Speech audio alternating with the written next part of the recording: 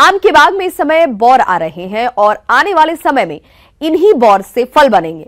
इसलिए आम के बागों की इस समय खास देखरेख करने की जरूरत है ताकि आम के बागों से अधिक फलों की प्राप्ति हो सके। तो कौन कौन से कार्यों को करें आम के बागों में, इस बारे में जानकारी दे रहे हैं कृषि विज्ञान केंद्र शहडोल के विषय विशेषज्ञ गुरप्रीत सिंह गांधी। जैसा कि देख सकते हैं कि आम की फसल जो है वो हम क्रांतिक अवस्था में है, फलन मतलब फूल और फल की अवस्था में है। इस पे जो है आम की जो फसल है उसमें मौसम का बहुत प्रतिकूल प्रभाव पड़ता है कि मौसम उसको बहुत इफेक्ट करता है। तो हम आज उसी विषय पर चर्चा करेंगे कि उसको कैसे हम मैनेजमेंट उसका अच्छे से अच्छा करके अधिक से अधिक पैदावार ले सकें। सबसे पहले मैं आप लोग को बताना चाहूँगा कि अगर आपको आम की फसल मतलब उत्पादन अच्छा लेना है तो आपको सबसे पहले अपने उद्यानों की साफ़ सफाई करनी पड़ेगी, क्योंकि साफ़ सफाई से आशय ये है कि जैसे खरपतवार जो होते हैं हमारे उद्यान में तो वो पोषक तत्व खुद ले लेते हैं और पौधों को जितना मिलना चाहिए वो नहीं मिल पाता है। और साथ ही साथ जो खरपतवार हैं वो कीट और व्याधियों के लिए भी आश्रय का काम करते हैं। तो इसलिए सबसे पहले आपको निदाई गुड़ाई करना है, जो खरपतवार हैं उसको अपने उद्यानों से बाहर निकालना है। निदाई गुड़ाई से आपको फ़ायदा ये होगा कि जितना पोषक तत्व उनको मिलना है वो तो मिलेगा ही, साथ जो हवा उनको मिलनी चाहिए, जो वायु का संचार होना चाहिए, तो वो भी बहुत अच्छे से होगा।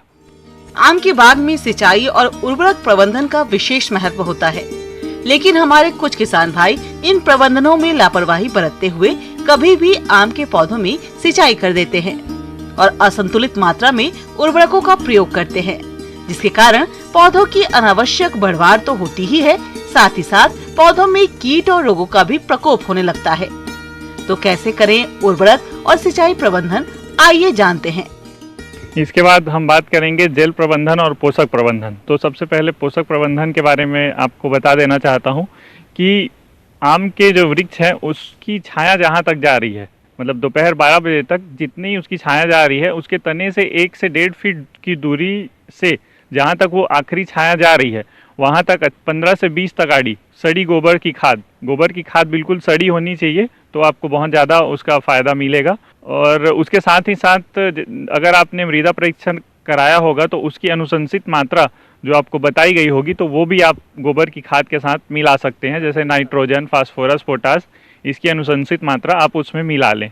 और उसके बाद बात आती है जल प्रबंधन की। तो जल प्रबंधन में आपको बता देता हूँ कि अगर आप ड्रिप सिस्टम से कर रहे हैं तो बहुत अच्छी बात है। अगर आपके पास ड्रिप सिस्टम नहीं है तो आप जल का प्रबंधन ऐसा करें कि ना तो बहुत अधिक हो और ना ही बहुत कम हो, नमी बनी रहे, क्योंकि उससे आपको ये फ़ायदा होगा कि फूल जो झड़ने की समस्या है वो आपकी नहीं होगी।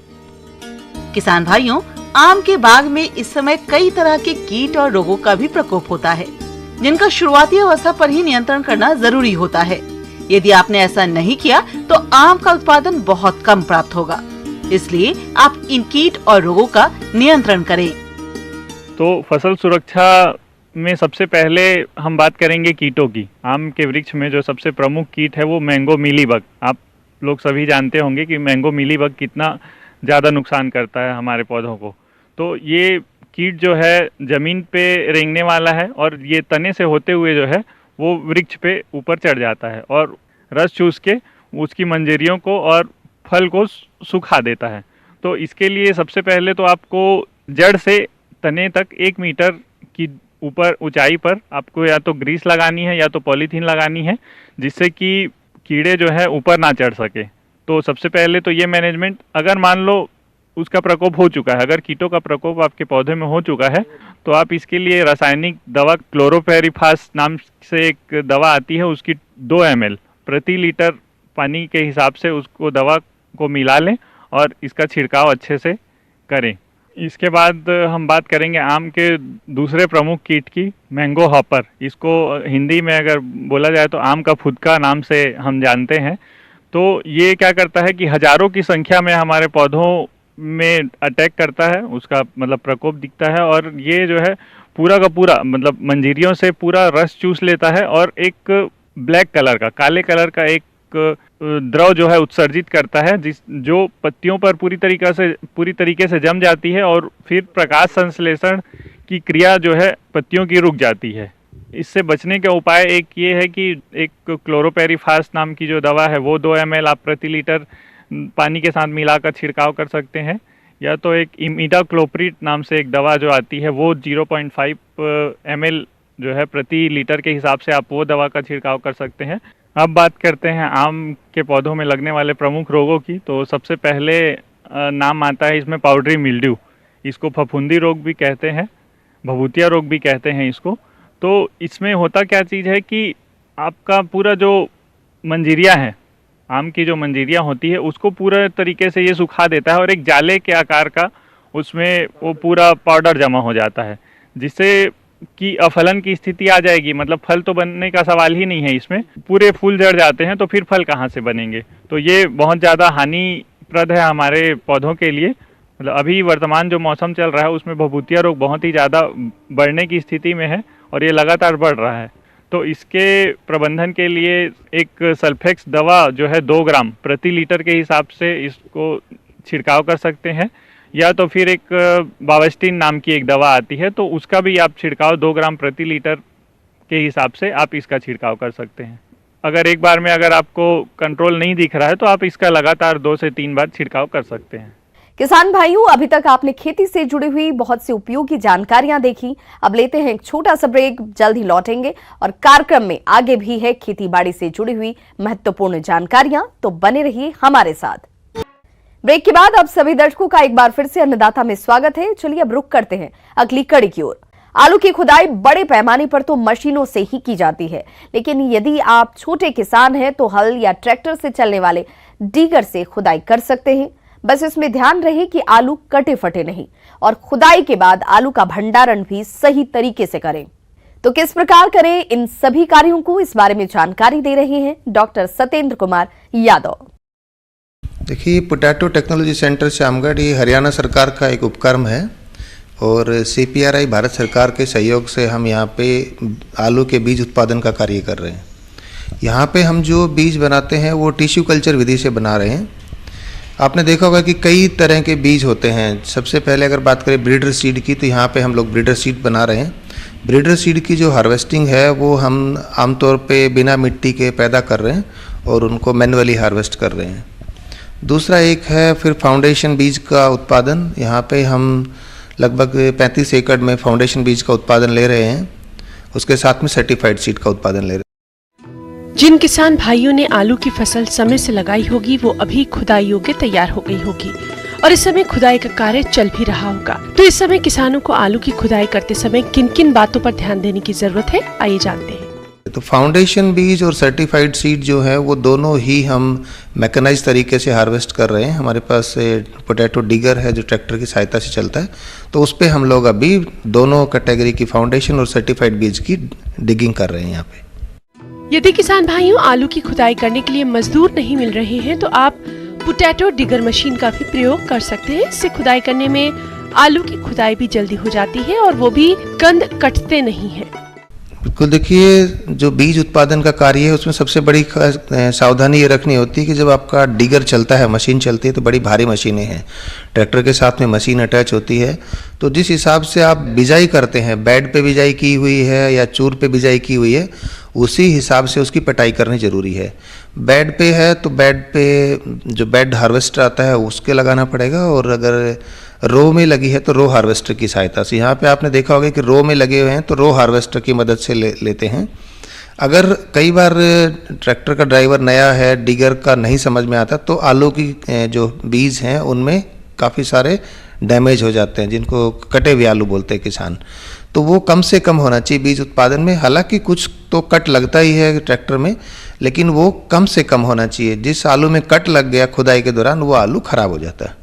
एक तो मैं किसानों को कहना चाहूँगा कि ज़्यादा धूप में आलू ना निकालें, सुबह उसको खोद के और उसको छाँव में इकट्ठा कर दें, क्योंकि कई बार उसको पूरा दिन धूप में छोड़ देते हैं, 2-3 दिन तक धूप में पड़े रहते हैं, तो उससे आलू के खराब होने की संभावना बनी रहती है। या उसको पराली से ढक दें। अगर आपने खुले खेत में शेड में नहीं रखा तो उसको पराली से ढक के रखें। देखिए, आलू की खुदाई के बाद में उसकी 2-3 विधियां होती हैं। सबसे पहले उसको हम लोग फील्ड हीट बोलते हैं, उनको इकट्ठा करके छोड़ देते हैं ठंडे मौसम में, ताकि जब खेत से आलू निकला तो उसकी जो हीट है वो रिमूव हो जाए।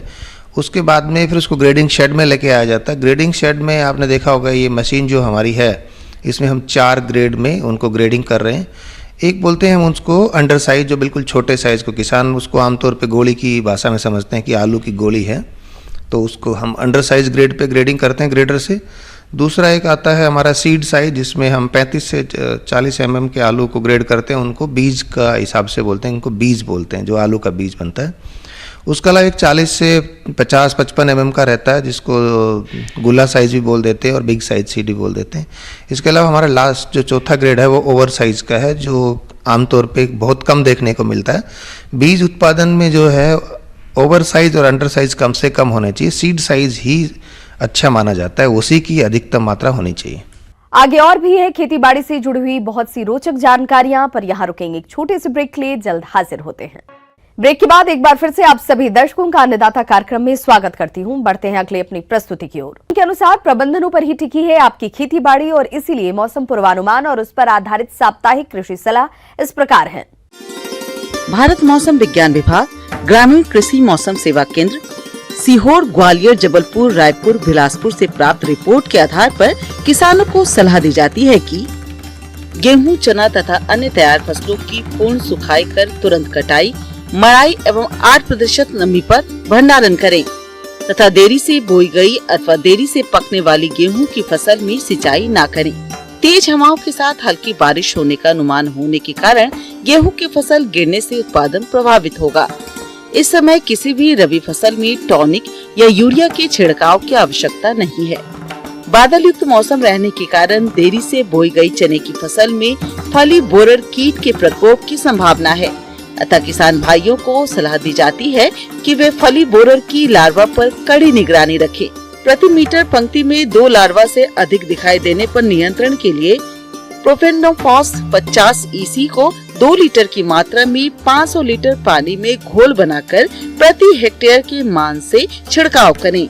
चने की फसल में इल्लियों के प्रकोप का अनुमान है। नियंत्रण के लिए खेतों में T या Y आकार की खूंटियां गाड़ दें। प्रति एकड़ करीब 40 से 50, जिस पर पंछियों के बैठने का स्थान बन जाएगा, जो इल्लियों को चुन चुन कर समाप्त कर देंगे। जायद फसल जैसे मूंग, उड़द, भिंडी एवं कद्दू वर्गीय सब्जियों की बोनी की तैयारी करें। ग्रीष्मकालीन मूंग की जातियां जैसे PDM 11, JM 721, TJM 1 तथा उड़द की जातियां उड़द 2, PDU 1, TPU 4 इत्यादि का चयन करें। बुवाई 5 मार्च से पहले न करें। लहसुन एवं प्याज की फसल में थ्रिप्स की प्रकोप होने का अनुमान है। इसमें पौधे बीच में पीले पड़कर सूखने सड़ने लगते हैं। बचाव के लिए क्लोरोपाइरिफॉस दवा 1.25 से 1.5 लीटर प्रति हेक्टेयर के मान से छिड़काव करें। संतरे में कुलची बीमारी के नियंत्रण के लिए एमिडाक्लोप्रिड 5 मिलीलीटर को 15 लीटर पानी में घोल बनाकर वृक्ष पर छिड़काव करें। बादल युक्त मौसम रहने पर आम में बौर झड़ने लगता है। नियंत्रण के लिए मटर के आकार के होने पर NAA का 200 ppm के छिड़काव वृक्ष पर कर दें। इससे फूल झड़ने से बचा सकते हैं। आम के तने का चारों ओर मिलीबग से बचाव के लिए गुड़ाई करने के पूर्व क्लोरोपाइरिफॉस 1.5% डस्ट प्रति 500 ग्राम प्रति पौधा के हिसाब से मिट्टी में मिलाकर गुड़ाई करें तथा चारों ओर चिपचिपी पट्टी, टीन की चादर या ग्रिज लगाकर चिपकावें। आगामी मौसम में पशुओं में खुरपका एवं मुंहपका के फैलने की संभावना रहती है, अतः पशुपालकों को सलाह है कि पशु चिकित्सक की सलाह से टीकाकरण अवश्य करवाएं। बकरियों में PPR का टीकाकरण अवश्य लगवाएं।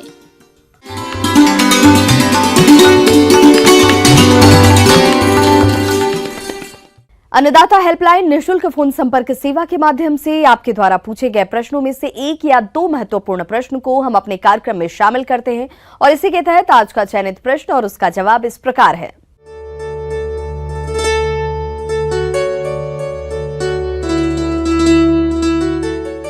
निःशुल्क अन्नदाता हेल्पलाइन में आज हमने जिस प्रश्न को शामिल किया है उसे पूछा है ग्राम हिरनोदा, जिला विदिशा के भूपेश पाटीदार ने।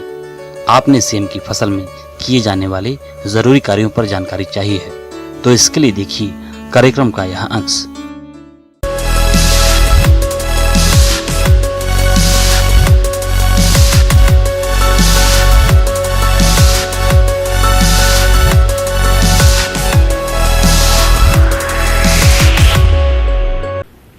वर्तमान में यदि हम सब्जी वाली फसलों की बात करें तो सेम जो दलहनी सब्जी के रूप में जानी जाती है उसका भी एक अपना विशेष महत्व है, क्योंकि ये दलहनी सब्जी है तो इसमें प्रोटीन की पर्याप्त मात्रा होती है।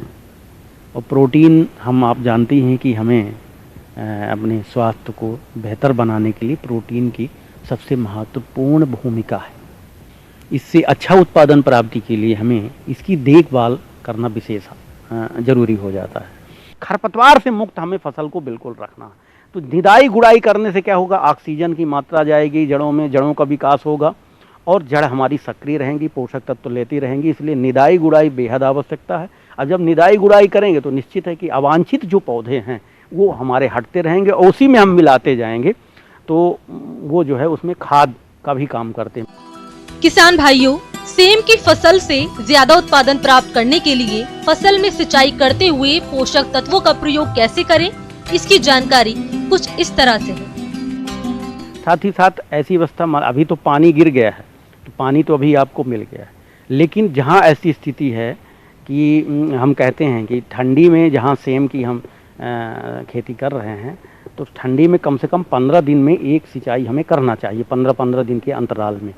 तो 15-15 दिन के साथ, जैसे अभी तो पानी गिर गया है, इसके बाद जब पानी की आवश्यकता हो, दरार ऐसे उसमें आने लगे, तो आप हल्की सिंचाई अवश्य रूप से करते रहें। और यूरिया आपको खाद नहीं देना है, ठीक है ना। खाद में यदि आपको देना ही है तो आप NPK का छिड़काव कर सकते हैं। 1 किलो प्रति 19-19-19 है, 18-18-18 है, 20-20-20 है। आप इनका 1 किलो प्रति एकड़ के हिसाब से 200-250 लीटर पानी में घोल बना करके आप छिड़काव करेंगे तो पोषक तत्व भी मिल जाएंगे उनको, और जिससे कि फलन अच्छी होगी, अच्छा उत्पादन हमें प्राप्त। किसान भाइयों, सेम की फसल को सबसे ज्यादा हानि कीटों के प्रकोप से होती है, इसलिए आप इनकी पहचान करके नियंत्रण के लिए क्या करें, आइए जानते हैं। वर्तमान में जो ये मौसम में उतार चढ़ाव आया है, ये मौसम को देखते हुए विशेष रूप से उसमें यदि कीड़े की बात करें तो माहू का सबसे ज़्यादा प्रकोप इसमें देखने को मिलता है। माहू क्या है, माहू विशेष रूप से जहाँ हल्की कोमल कलियां हैं जिसमें कि फिर फलियां बनने जा रही हैं या कि फली बनने को तैयार हैं, तो ऐसे कोमल अंगों में फूल वाली स्थिति पे, बड पर, उसमें हम माहू को देखते हैं कि ये भूरा काला रंग का छोटा सा कीड़ा जो है ये बहुतायत संख्या में लिपट जाता है। बिल्कुल दूर से ऐसा लगेगा, समझ में नहीं आएगा कि है क्या। जब नज़दीक से जाके देखते हैं, जब उस पर हाथ लगाते हैं तो आप समझ में आएगा कि कोई ऐसा कीड़ा है इसमें जो कि रस चूस रहा और फूल सेट नहीं हो पाते, इसलिए फलियां नहीं बन पाती। तो ऐसी स्थिति में धीरे धीरे वो नुकसान पहुंचाने की स्थिति में आ जाता है। यदि हम इस सजगता से और दवाई का उपयोग करेंगे हम यदि, तो बहुत जल्दी हम इसमें नियंत्रण प्राप्त कर सकते हैं। इसके लिए उपयुक्त तो बड़ी अच्छी दवाई है, डायोमेथोएट 30 EC का जो आता है, उसको हम जो है 1.5 ml प्रति लीटर पानी में घोल बना करके समान रूप से यदि छिड़काव कर देते हैं तो भी हमसे इससे निजात प्राप्त कर सकते हैं। दूसरा, इसमें फली भेदक का भी अभी कहीं देखने को मिला है। ऐसे किसान बताते हैं कि इसमें फली भेदक, जो फली दाने बन रहे हैं उसमें अंदर भेद करके, अंदर जो मादा होती है वो अंदर उसके कॉर्टेक्स में अंदर छेद करके और एक अंडा दे आती है, और उससे अंडे से निकल करके जो छोटी छोटी इल्लियाँ जो कैटरपिलर्स रहते हैं वो अंदर ही जो सबसे पहले दाने को खाते हैं, अब दाने को खा करके फिर जब उस मटेरियल को खा करके और छेद करके बाहर निकल जाते हैं। देखने में समझ में आता है कि जब फलियों के दाने ही खा रहे हैं तो नुकसान निश्चित है कि बहुत अधिक हो जाएगा। तो ऐसी स्थिति में फूल की अवस्था में, फूल से फलियों की बनने की अवस्था में भी हमें देखभाल की सख्त ज़रूरत हो, और उस समय उसका यदि फेरोमोन ट्रैप लगा लें तो उससे हम सहजता से अनुमान उससे हम पता कर सकते हैं कि इसमें प्रकोप होने वाला है कि नहीं। अब दूसरा, मान लीजिए ऐसा लग रहा कि 5-6 नर फंस रहे हैं उसमें, तब हमें जो है दवाई की तरफ जाना पड़ेगा। रासायनिक कीटनाशी में सबसे बेहतर है आपका इंडाक्साकार्ब का 200 ml दवाई 1 एकड़ के लिए पर्याप्त मात्रा है, और उसको आप 200 लीटर पानी में बना करके समान रूप से घोल का स्प्रे कर सकते हैं। सेम की फसल को कुछ रोग भी ज्यादा नुकसान करते हैं, तो आप इनका नियंत्रण कैसे करें, आइए जान लेते हैं। कहीं पत्तियों में भी भूरे पीले धब्बे मिल रहे हैं, एंथ्रेक्नोज के लक्षण कभी कभी देखते हैं। तो ऐसी स्थिति में बीमारी है तो कार्बेंडाजिम नाम का एक फफूंदनाशी है और उसका 2 ml प्रति लीटर पानी में घोल बनाकर आप स्प्रे करके इस पर नियंत्रण प्राप्त कर सकते हैं। या मान लीजिए कभी कभी इसमें जो है पाउडरी मिल्ड्यू का भी प्रकोप हो जाता है, बीमारी है पाउडर जैसे पत्तियों में होता है जो कि फोटोसिंथेसिस के लिए बाधा उत्पन्न करता है। तो ऐसी स्थिति में यदि यही फफूंदनाशी जो हमने बाविस्टीन को बताया कार्बेंडाजिम नाम से जाने जाता है, इसका आप 2 ग्राम प्रति लीटर पानी में घोल बनाकर छिड़काव करके आप बीमारी पत्तियों में जो भी बीमारी लग रही है उस पर आप नियंत्रण प्राप्त कर सकते हैं। इस तरह से जो हमने अभी आपको बताया समसामयिकी का, तो उसमें यदि इस सब चीज़ों को छोटी छोटी चीज़ों को आप ध्यान में रखते हैं तो निश्चित है कि सेम की फसल आपको बेहतर प्राप्त होगी, अच्छी प्राप्त होगी।